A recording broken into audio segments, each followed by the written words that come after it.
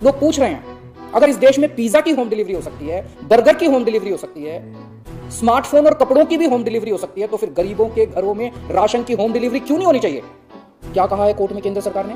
केंद्र सरकार ने कोर्ट में हमारी इस योजना के खिलाफ एक भी आपत्ति नहीं की है। जब कोर्ट में आपको हमारी योजना के खिलाफ कोई आपत्ति नहीं है, तो फिर कोर्ट के बाहर अब इस योजना को खारिज क्यों किया जा रहा है? और फिर ये राशन ना आपका है ना मेरा है, ये राशन ना आम आदमी पार्टी का है ना भाजपा का है, ये राशन तो इस देश के लोगों का है। प्रधानमंत्री जी, आपको नमस्कार, सादर प्रणाम।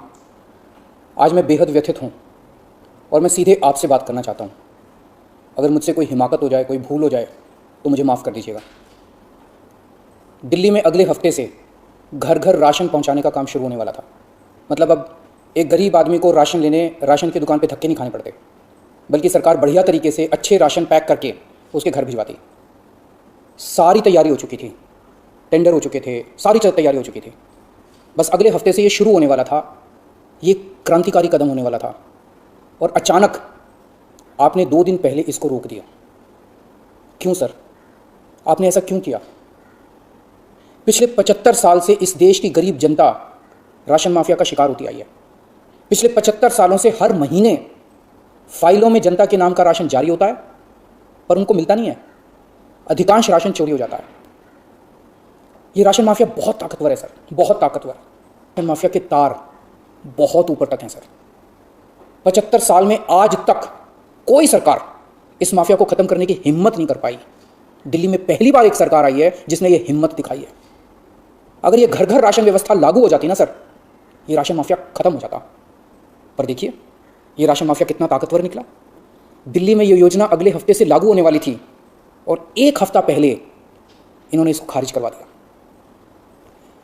आपने ये कह के हमारी स्कीम खारिज की है कि हमने केंद्र सरकार से इसकी अप्रूवल नहीं ली। ये गलत है सर। हमने एक बार नहीं, 5 बार आपकी अप्रूवल ली है। ये रही सारी चिट्ठियां।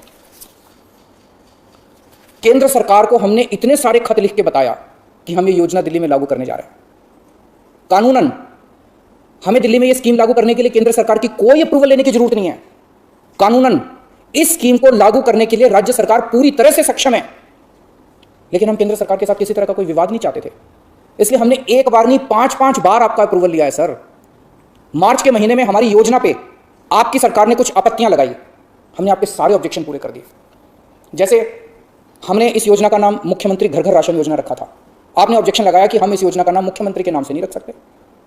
हमारा मकसद अपना नाम चमकाने का नहीं था, हमारा एक ही मकसद था, किसी भी तरह से ये स्कीम लागू हो और गरीबों को उनका राशन मिलने लगे। हमने आपकी बात मान ली, हमने स्कीम से नाम ही हटा दिया, और भी आपने जितने ऑब्जेक्शंस किए हमने सारे मान लिए। इस सब के बावजूद भी आप कहते हो हमने आपकी अप्रूवल नहीं ली।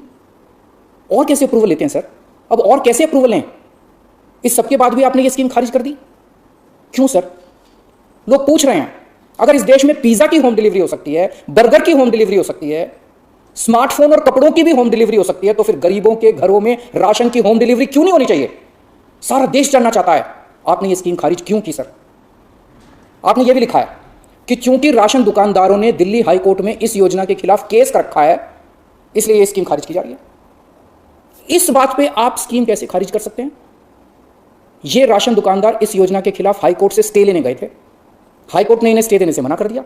जब हाई कोर्ट ने इन्हें स्टे नहीं दिया, तो आपने इस स्कीम पे स्टे कैसे लगा दिया? आपको इन राशन वालों से इतनी हमदर्दी क्यों है? अगर आप राशन माफिया के साथ खड़े होंगे सर, तो इस देश के गरीब लोगों के साथ कौन खड़ा होगा? दिल्ली के उन 70 लाख गरीब लोगों का क्या होगा जिनका हर महीने ये राशन माफिया राशन चोरी कर लेता है? उन 20 लाख गरीब परिवारों की कौन सुनेगा? और एक बात, उस हाईकोर्ट के केस में केंद्र सरकार भी पार्टी है। कोर्ट में केंद्र सरकार ने अपना जवाब दाखिल किया है। क्या कहा है कोर्ट में केंद्र सरकार ने?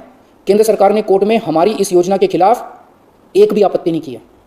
जब कोर्ट में आपको हमारी योजना के खिलाफ कोई आपत्ति नहीं है, तो फिर कोर्ट के बाहर अब इस योजना को खारिज क्यों किया जा रहा है? केंद्र सरकार के कुछ ऑफिसर कह रहे हैं कि इस स्कीम के खारिज होने का असली कारण यह है क्योंकि केंद्र सरकार का राशन है। यह योजना लागू करके दिल्ली सरकार को इसका श्रेय क्यों मिलना चाहिए?